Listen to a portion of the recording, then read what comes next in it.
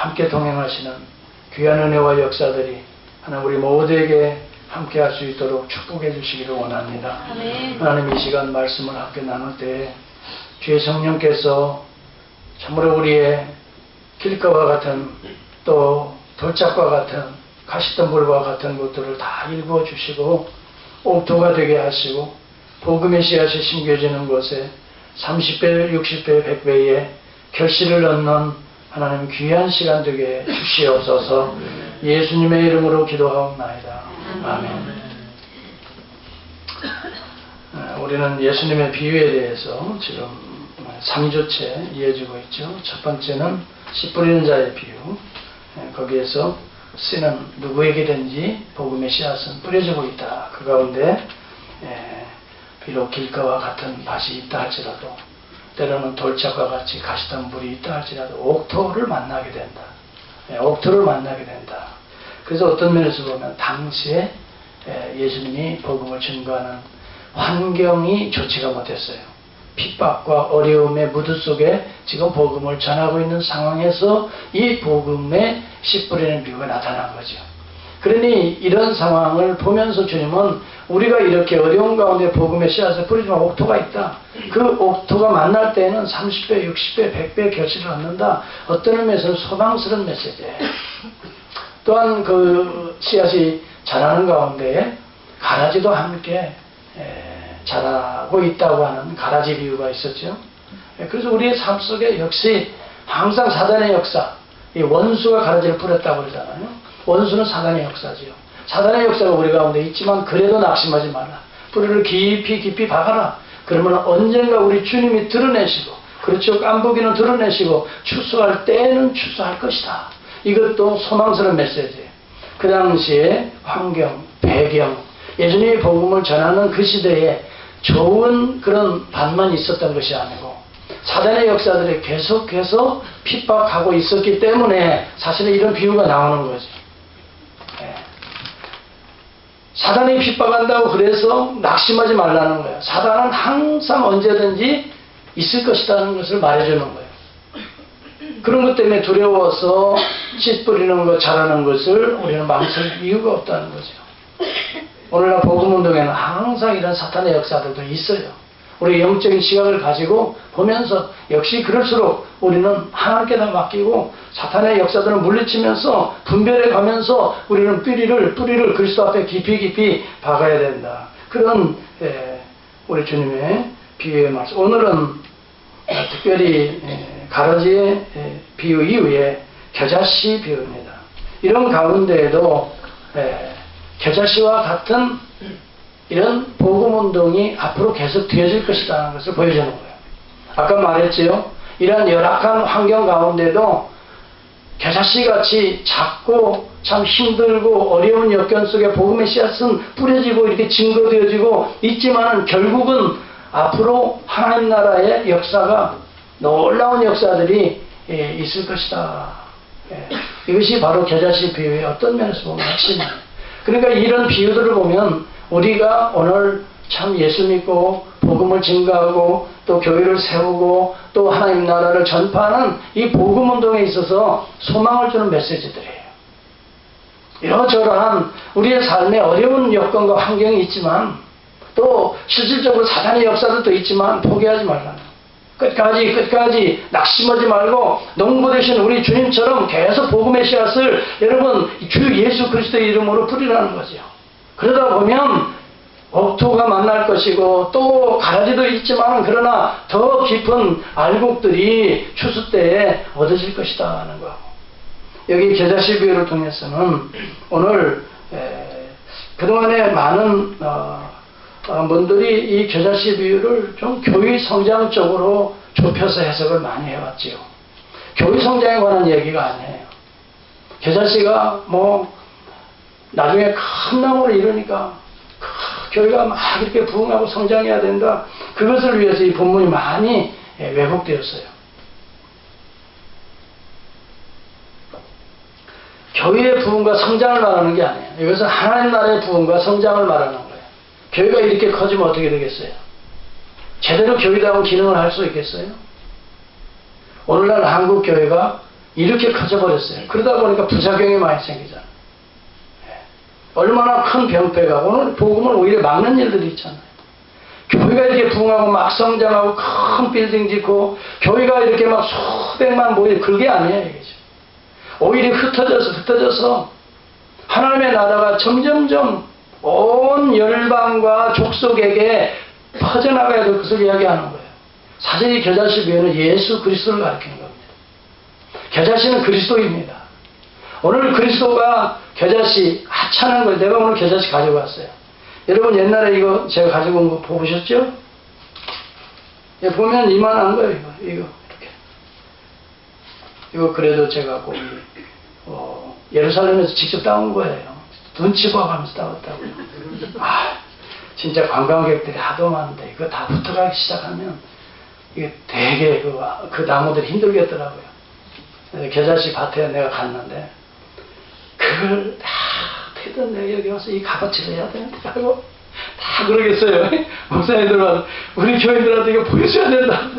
그래서 그 가이드한테 나 좀 찾지 말라고 내가 좀 이따 달려가긴 갈 테니까 그래서 제가 조용히 눈치 보면 사람 없을 때 가서 이걸 훑어왔어요.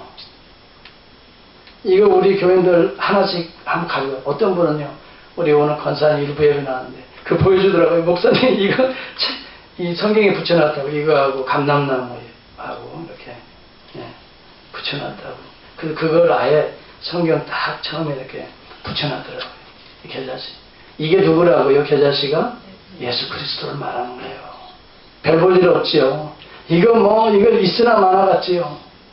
겉으로 볼 때는 별 볼 일 없어요. 시시해요. 작아요. 그렇지만 그리스도 안에 생명력이 있어요. 복음에 생명력이 있어요.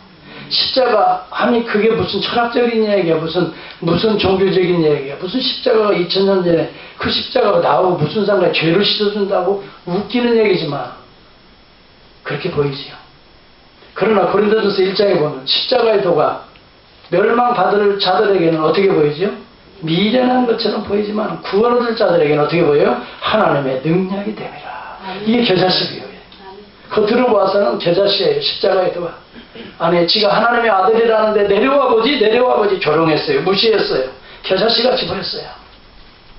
그런데 그가 살아나요. 부활의 그리스도의 생명력을 말하는 거예요. 살아나요.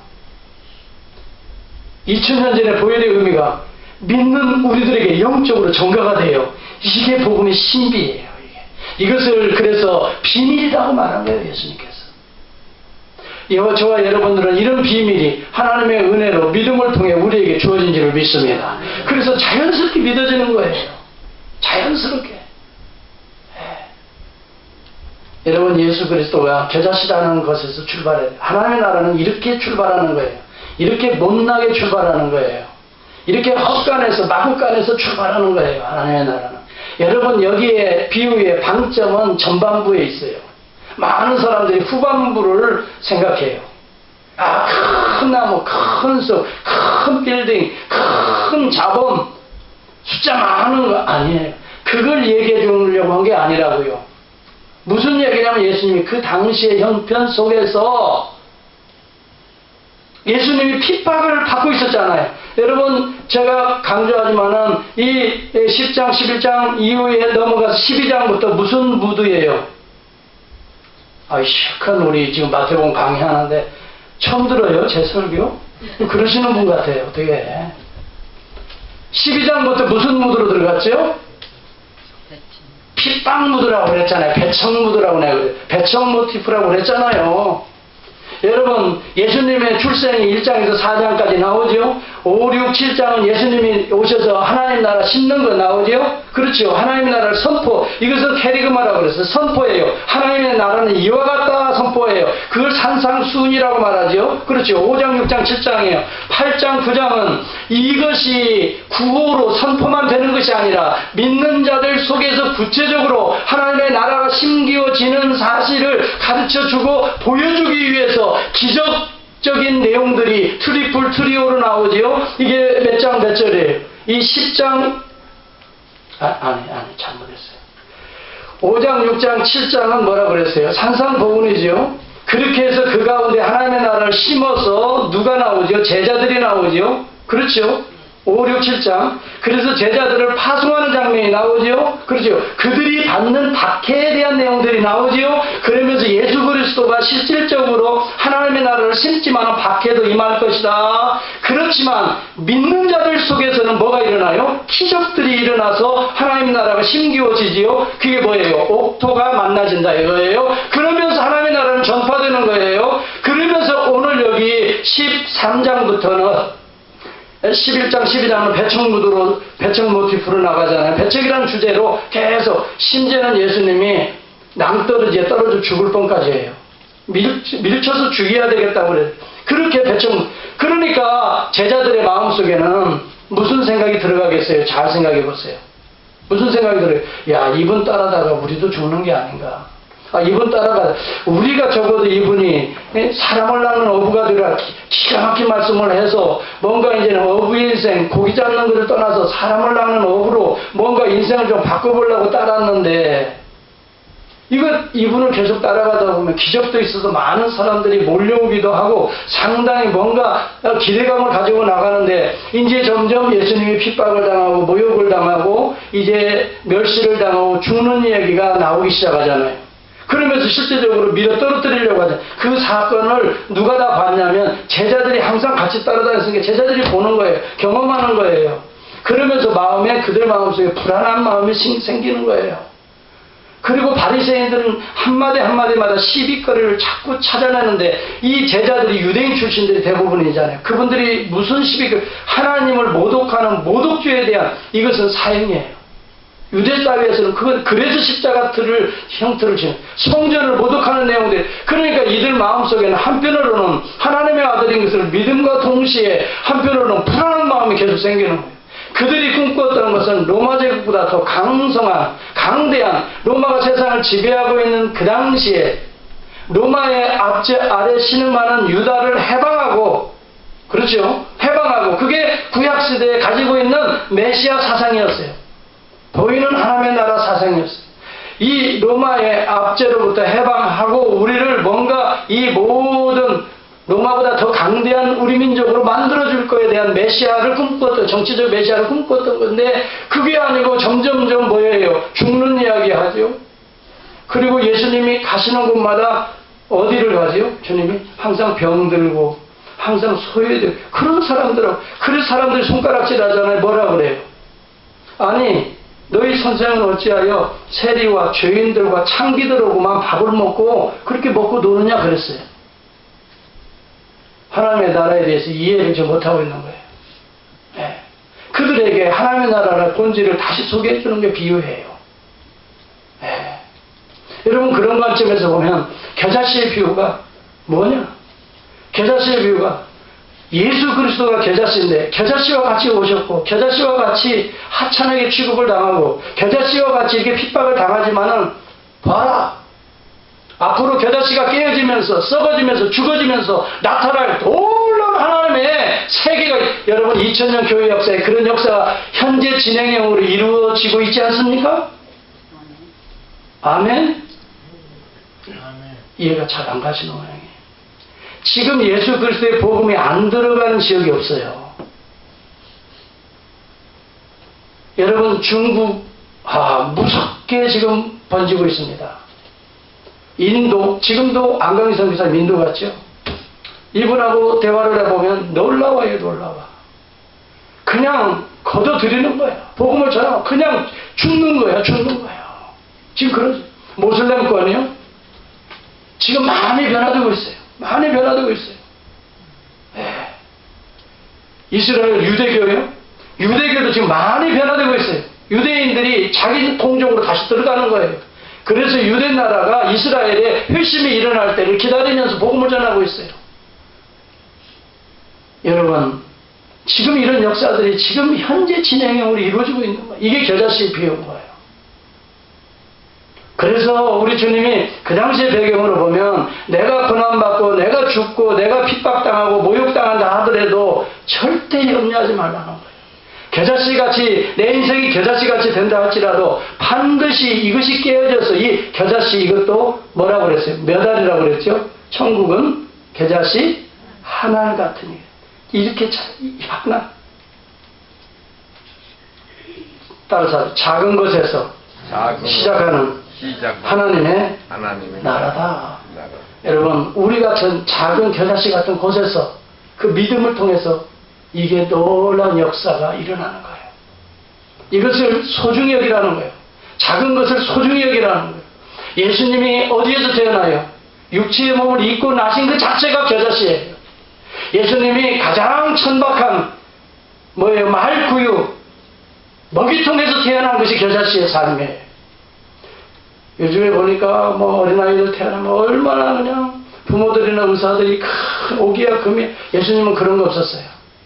저도 요즘 손자를 보니까 진짜 보고 또 보고 또 보고 싶고 그냥 또 보고.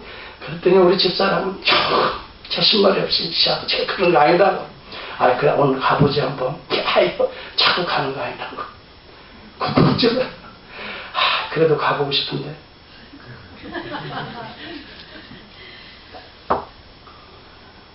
그래가지고 이 카톡에 이제 찍힌 사진을 보면서 이 녀석. 그래서 세상에 그러더라고요. 자기 아들, 딸보다 손자, 손녀가 더 이쁘다는 그 말을 해서 속으로 좀 내가 의심했어요. 그때는 진짜 그런 것 같아. 아들은 안중에도 없어. 지나 미국에 오지 말라고 그래서. 뭐하러 찾고 와. 그래. 야, 어디 가도 돼? 뭐하러 찾고 와. 병원에서 이제 괜찮다고 집으로 데려다 놨는데, 진짜. 여러분 보신 분 있죠? 미남이죠? 미남. 네. 누가 그러더라고. 할아버지 닮았다고.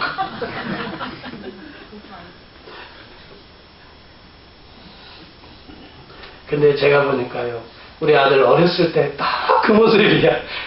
역시 신혼 모습이겠구나. 그런 생각이 들어가더라고요. 그런데 그 병원에서 그 의사들하고 간호사들이 그냥 세상에 그냥 손 씻었냐고 물어보고 한 번 다 안아봐도 되냐고 하니까 손 씻었냐고 물어보고 가서 씻고 오라고 그러고. 그런데요, 예수님이 태어났을 때 어느 누가 없어요. 예수님은 누가 탯줄을 끊었는지도 몰라. 아마 요셉이가 끊었겠죠. 요셉이가 받았을 것 같아. 말구유에서 받아봤겠어. 요셉이가 처음인데 그 사람도 생각해보면 이게 겨자씨란 말이에요. 이렇게 태어나셨어요. 요즘에는 보니까 탯줄 끊는 것도 비디오로 다 찍어놨더라고. 이게 그 남자가 끊대. 그것도 압박으로 끊으라고 해요. 여러분, 그런 것도 없어요. 그 시대에 뭐가 있겠어요. 겨자씨예요, 겨자씨. 그냥 있으나 마나 그냥 풀어서 어디로 가면. 그런데요, 이 겨자씨에 뭐가 있다고요? 생명력이에요. 예수 그리스도 그렇게 태어나고 어느 누구가 환영 안 했어요. 들에 양치던 자들. 여러분, 양치던 그 당시 사람들은 사람 숫자에 끼어지질 못해요. 천민 중에 천민이에요. 바깥에서 자야 되고. 이 사람들은 감옥에 있으나 그거 있으나 똑같으니까 풀어서 너희들 양치게 나라 이거예요. 그런 자들 속에서 찬송과 영광을 받으신 분이 우리 주님이세요. 여러분, 예수 그리스도의 이름으로 여러분 겨자씨 운동을 하는 것이 교회인 거예요. 오늘날 교회가 너무 화려해졌어요. 뭐 좀 그럴듯한 사람들, 대단한 사람들 하면 사람들이 모이잖아요. 뭐 좀 하면 여러분 시시해 보이는 사람들한테는 시간 하나 내는 것도 아깝게 생각해요. 겨자씨의 비밀을 모르는 거예요. 천국의 비밀 운동, 천국 운동을 몰라요. 몰라도 너무 몰라요. 여러분, 우리 교회는 겨자씨의 비밀을 아는 교회가 됐으면 좋겠어요. 제가 어렵게 설교하는 거 아니죠? 네. 보는 눈이 없는 거예요. 영안이 열릴지 않으면 다 세상적으로 화려한 것처럼 뭐 돈 좀 생긴다면 그리 몰려다니고 그러잖아요. 네. 여러분, 초라해 보이고 없어 보이고 무능해 보이고 별 볼 일 없이 보이는 곳에 위대한 가치가 있다는 것을 깨닫는 것이 겨자씨예요. 볼 수 있는 눈들이 좀 열렸으면 좋겠어요. 할렐루야. 여러분, 우리는 좀 더 복음의 비밀을 좀 알아야 돼요. 예. 우리 교회 안에도요, 좀 힘들고 어려운 사람들이 눈에 보여야 돼요. 눈이 보여지고 조용히 여러분 찾아가서 위로하고 손을 한 번씩 잡아주고 말이죠. 겨자씨 운동이야 이게. 네. 오늘 교회는 바로 이 예수 그리스도의 이 겨자씨 운동을 하는 곳이에요. 그래서 주님이 세리와 죄인들과 그런 창녀들과 함께 식사했던 거예요. 식사는 하나를 이루는 공동체입니다. 오늘날도 밥 먹으면 서로 끈끈한 정이 오고 가듯이 당신의 식사 문화는 너와 나는 하나다 이거예요. 왜냐하면 당신은 전부 다 전쟁하는 문화라. 같이 있으면 항상 어디에서 칼을 품고 어디에서 칼을 펼지를 몰라요. 식사는 모든 것이 나 칼 품지 않았다는 확인하는 거야. 그리고 너와 나는 같이 먹는다. 한 상에서 이것은 너와 나는 하나라는 거예요. 이게 식사 문화예요. 그래서 교회는 뭐냐? 커뮤니오 생트룸이라고 정의를 했어요. 초대교회를 커뮤니오 생트룸. 이 말이 무슨 말이에요? 너와 내가 칼을 품지 않고 교제하는 곳이 교회다 그랬어요. 같이 식사하는 곳이라는 거예요. 한마디로 말하면 그래서 주님이 식사하는 모델로 영원토록 그리스도의 피로 한 몸을 이루라 그래서 성찬식을 제정하신 거예요. 성찬식이 식사하는 거예요. 바로 떡과 장 함께 나누어서 너와 나는 칼을 품지 않은 자들이야. 내 속에는 칼이 없어. 내 속에는 너를 먹일 양식밖에 없고 너에게 흘려줄 피밖에 없어. 이것이 성찬식이었어요. 초대교회는 그런 정신이 있었기 때문에 성찬을 나누면서 생명을 서로 위해서 집을 팔아내놓기도 하고 그랬던 거죠. 오늘 이 시대가 많이 변질이 되어서 내 교회 그냥 건물 그냥 돈 이것이 메모리즘이 교회에 꽉 찼어요. 여러분 교회는 그렇게 자기 위세 떨기 위해서 모여지는 것이 아니에요. 여러분 한 사람 한 사람들이 겨자씨가 돼야 돼요. 겨자씨가 되어서 흩어져서 소위 말하면 필요한 곳에 그 영혼들을 살리는 생명력 있는 그런 겨자씨와 같아야 된다. 이것이 큰 것이 아니에요. 그래서 여러분들이 헌금하는 것들이 그렇게 해서 흩어져서 정말 한 영혼을 살려내는 오늘 겨자씨 운동을 하게 되는 것이. 여러분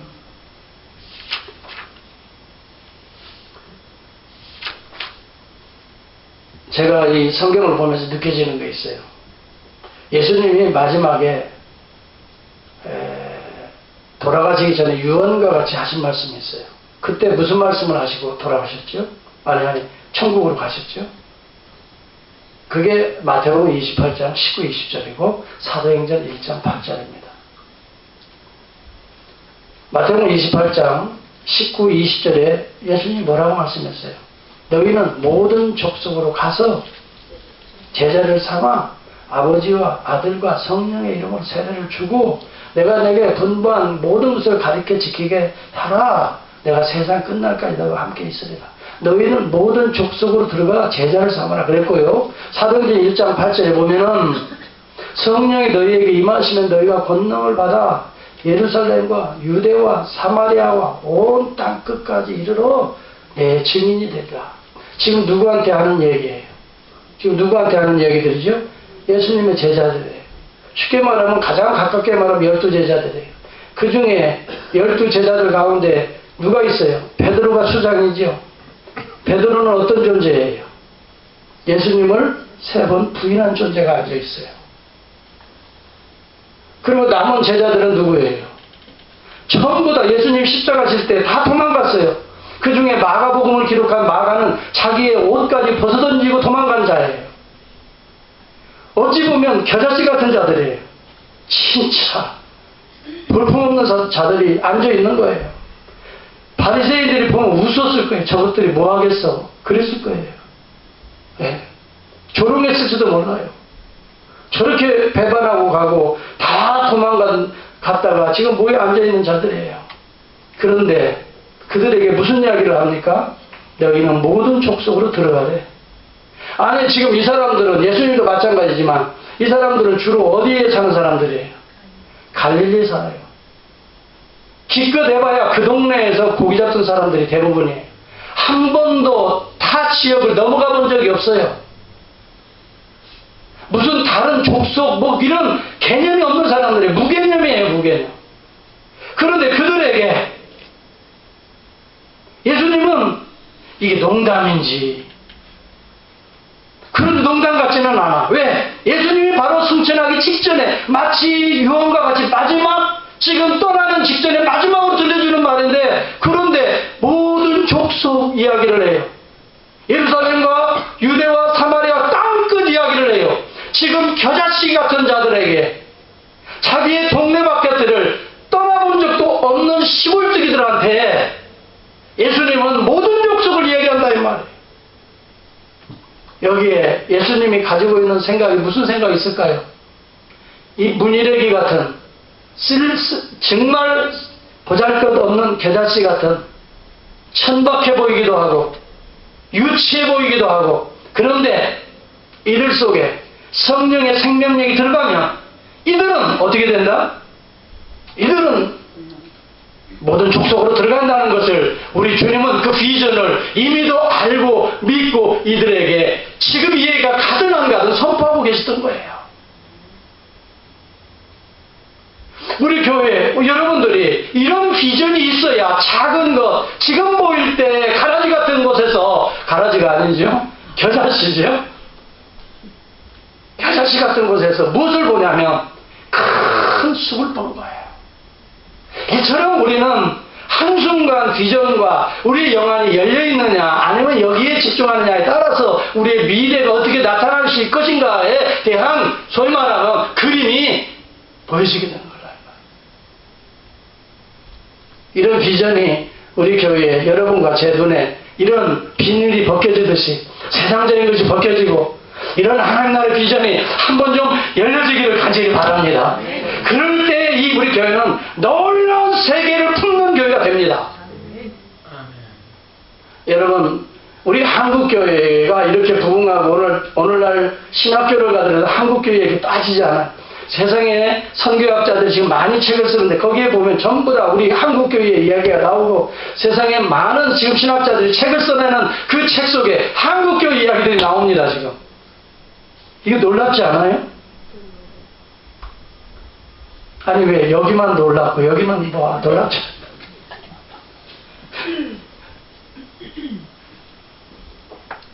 진짜 말이죠. 기가 막혀요. 눈을 감아야 되겠어. 우리는 다 이 눈을 확 감고 하나님을 안 봐요. 하나님의 세계를 그려보라 이 말이에요. 우리나라 진짜 중국에 비하고 이 위에 진짜 겨자씨 하나만한 게 붙어있는 거야. 사실 우리 민족 그렇게 붙어있어요. 한반도 그것도 반절 나눠져가지고 이게 지금 나눠졌는지 붙어있는지 세상 사람들이 알게 뭐야 좀 더 이것을 확대해서 봐야 이게 휴전선이 보이지. 이런 나라가 지금 세계 신학계 세계 선교학자들 책 속에 한국교회 이름이 막 나온다니까요. 별로 놀라지도 않아. 저는 그런 거 보면요 가슴이 울렁울렁 거린다니까요. 야 우리 민족을 하나님이 이렇게 겨자씨 같은 민족 이렇게.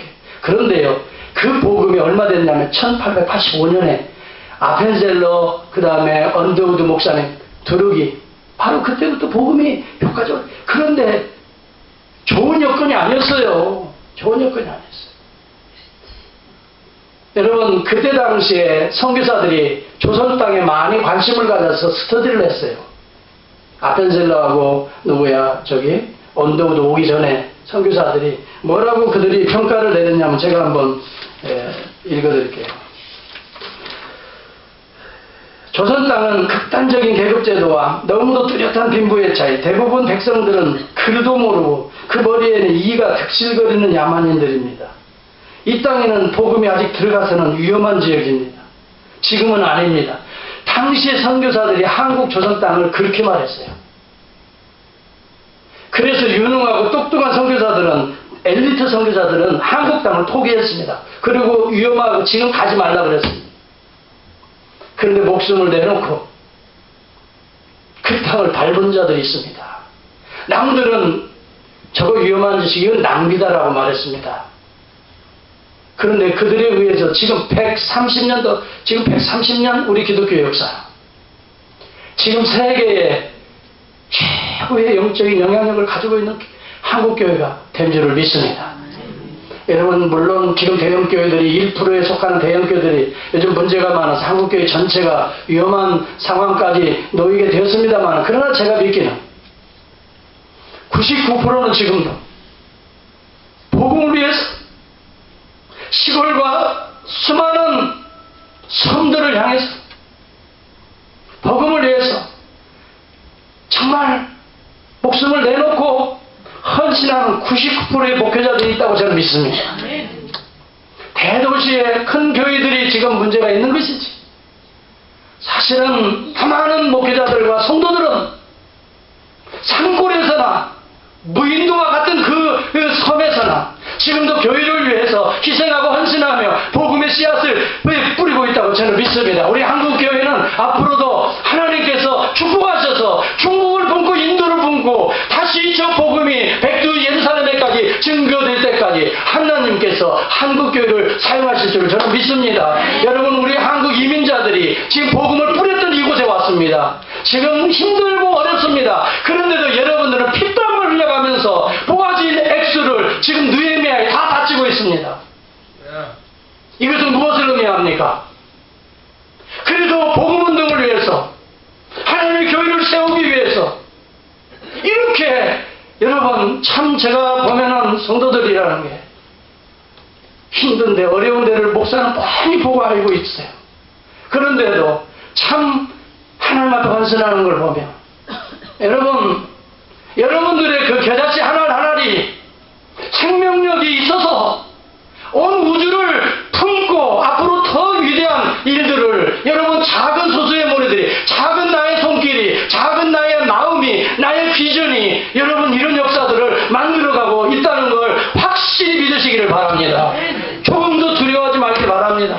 내가 드리는 땀방울의 기도 하나, 내가 드리는 이 땀방울과 같은 이 헌금, 내가 드리는 이 시간, 이게 시시한 것 같지요? 별거 아닌 것 같지요? 아닙니다. 이 속에 예수 그리스도의 생명력이 담겨져 있습니다.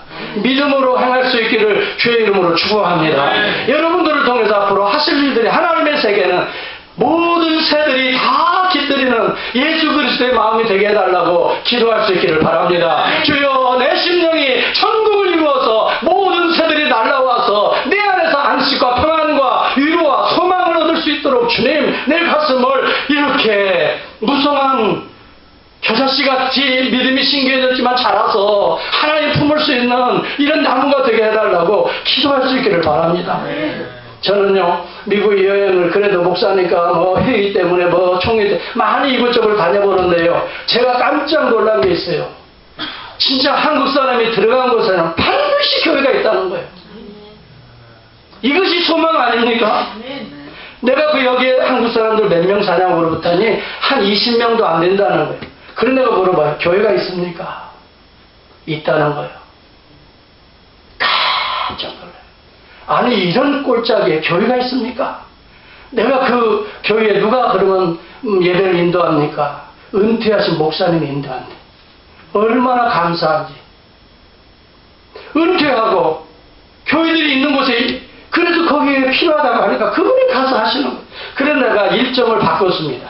내가 그 목사님을 꼭 만나고 가야 되겠다. 그리고 부족하지만 내가 좀 위로해드리고 가야 되겠다. 목사님 평생에 여기 와서 이렇게 참 이 몇 명 안 되는 이분들에게 복음을 위해서 이런 아름다운 사역을 하시. 그런데 제가 그 교회를 찾아갔어요. 그 목사님을 듣고 했더니 그날 낚시 가셨대. 여러분, 낚시도 좀 가셔야 됩니다. 좀 쉬시기도 하시면서 해야지. 또 그렇게 낚시가, 그런 생각도 하시지 마세요. 제 요점을 여러분 이해하시죠? 네. 그래서 못 만났잖아요.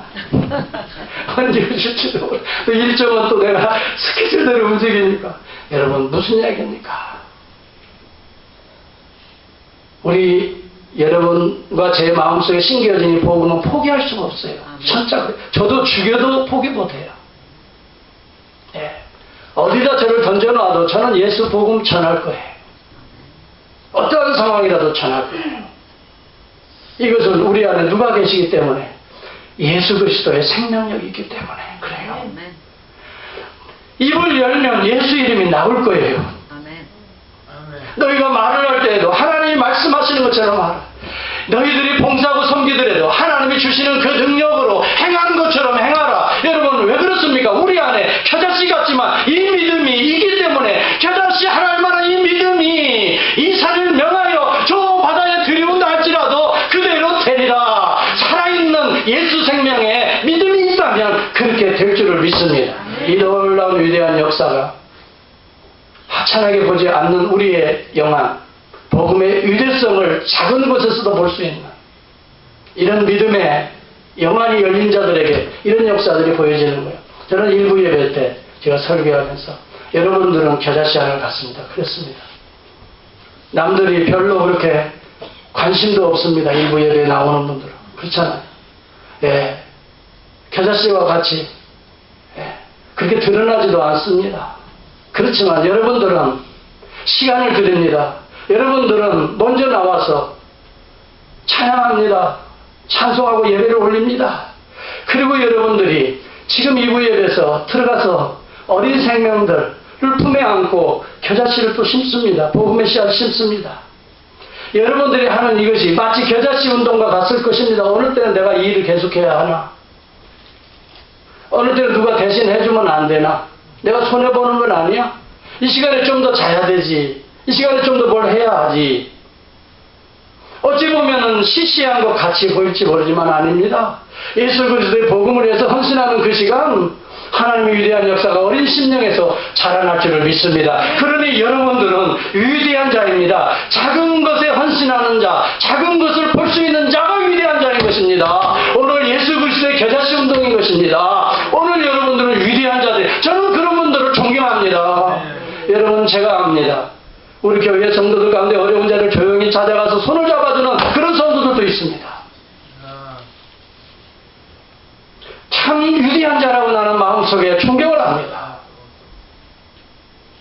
여러분 오늘 우리 안에 이런 겨자씨 운동이 복음의 이런 놀라운 예수 그리스도의 운동들이 오늘 이 교회에서 오늘 이 지역에서 여러분 계속해서 이러한 생명의 운동을 일으킨다면 온 큰 나무를 이루어서 새들이 깃들이는 놀라운 축복의 나라, 하나님의 나라가 이루어질 줄을 믿습니다. 여러분 그것은 하나님이 하실 일이지만 오늘 우리는 겨자씨를 보라는 겁니다. 남들이 보지 못하는 이 씨앗을 볼 수 있어야 한다는 거예요. 이게 핵심입니다. 이게 제자들은 예수님이 겨자씨인 것을 못 봤습니다. 그래서 도망갔던 것입니다. 예수님이 십자가에 죽는 것을 시시한 것으로 실패한 것으로 규정했습니다. 그래서 도망갔습니다.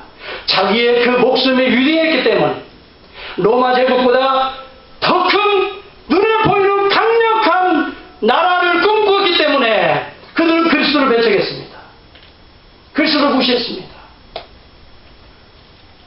그러나 예수 그리스도는 그런 걸 뻔히 알면서도 겨자씨같이 그 사람들을 생각할 수도 있지만 그러나 그 주님의 시각은 그런 배반자들, 그런 연약한 자들, 그렇지만 성령을 보내주셔서 나타날 하나님의 놀라운 꿈을 주님은 포기하지 않고 내가 나를 또 사랑하느냐, 내가 나를 사랑하는 내 양을 먹이라, 이렇게 사역을 위임하시고 선천하시고 성령을 부어서. 그런데요, 성령이 임재하고 나니까 남들이 조롱했어요. 저 겨자씨 같은 자들 아니야? 그 말이 사도행전에 2장에 뭐라고 나오죠? 저 사람들이 갈릴리 사람 아니야? 그 말이 겨자씨 같다는. 갈릴리는 변방, 이리 가도 되고 저리 가도 되는 쓸모없는 자들이 모여있는 곳, 그것이 갈릴리였어요. 그래서 구약의 메시아가 이방의 갈릴리에 빛이 임할 것이다 라고 말했어요. 이것이 겨자씨를 이미도 다 이해하는, 별 볼 일 없는 그 땅에 하나님의 빛이 임할 것이다 그랬어요.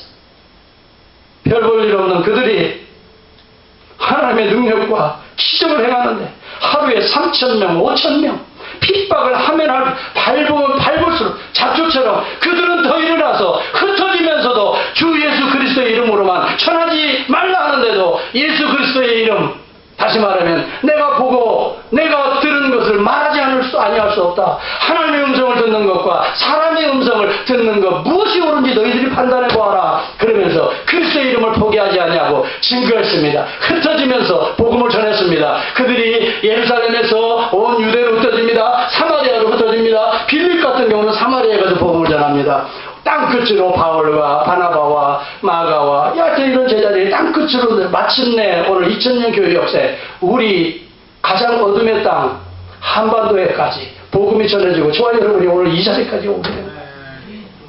계절치 속에서 이 엄청난 모든 족속의 구원을 받아야 된다는 큰 나무를 가슴에 품었던 자들에 의해서 조선 땅은 오늘 이 놀라운 큰 숲을 이루게 되었습니다. 이 비전이 저와 여러분에게도 정말 열릴 수 있기를 간절히 바라면서 오늘 말씀을 마치려고 합니다. 기도하겠습니다. 하나님,